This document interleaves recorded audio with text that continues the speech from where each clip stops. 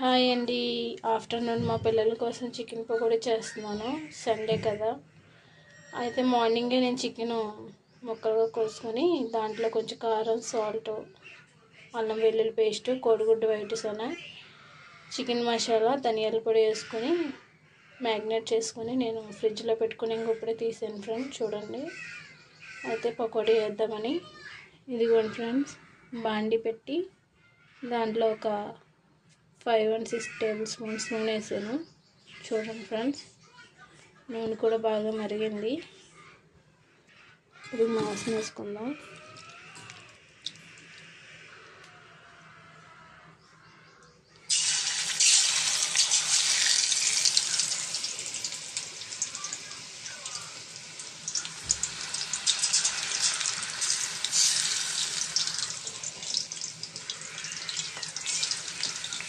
ఇది సిమ్లో పెట్టుకొని వేయించుకోవాలి. మంచిగా ఫ్రై అవుతాయి ఫ్రెండ్స్. చూడండి ఫ్రెండ్స్, బాగా వేగింది. ఇంకా తీసేసుకుందాం ఫ్రెండ్స్. ఇలా సిమ్లో పెట్టుకొని బాగా వేయించుకుంటే లోపల బయట కూడా మంచి కలర్ వస్తుంది ఫ్రెండ్స్.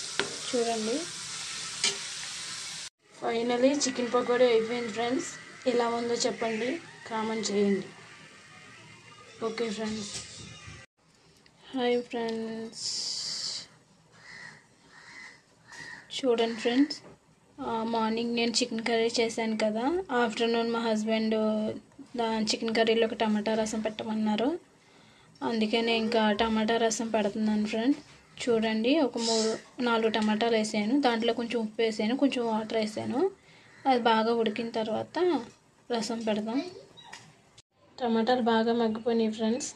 తీసి మ్యాగ్నేట్ చేసుకున్నాను, శుభ్రంగా కలుపుకున్నాను మెత్తగా. నెక్స్ట్ దీంట్లో తాలింపు వేద్దాం. చిన్న గిన్నె పెట్టి దాంట్లో కొంచెం నూనె వేసాను. ఇంకోండి ఫ్రెండ్స్, తాలింపుకి వెల్లుల్లిపాయ చెదగొట్టుకున్నాను, జీలకర్ర, ఆవాలు, ఎండుమిర్చి.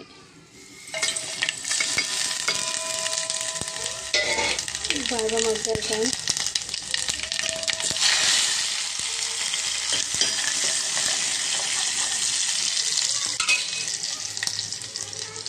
తర్వాత కొత్తిమీర, కరివేపాకు.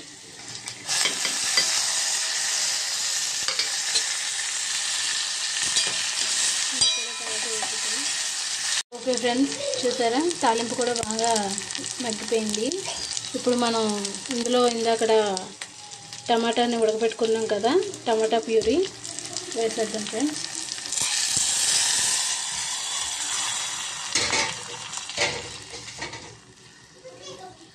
తర్వాత దీంట్లో 1 గ్లాస్ వాటర్ వేద్దాం.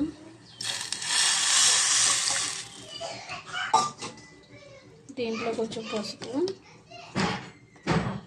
కొంచెం కారం, కొంచెం పసుపు, కొంచెం ధనియాల పౌడర్. కొంచెం మరిగితే రసం పూర్తి అయిపోతుంది, రసం అయిపోతుంది. ఓకే ఫ్రెండ్స్, టమాటా రసం అయితే ఇంకా 5 minutes and 10 minutesలో అయితే అయిపోతుంది ఫ్రెండ్స్. చూడండి. ఓకే ఫ్రెండ్స్, ఈ రసం ఎలా ఉందో కామెంట్ చేయండి. Okay friends, bye friends.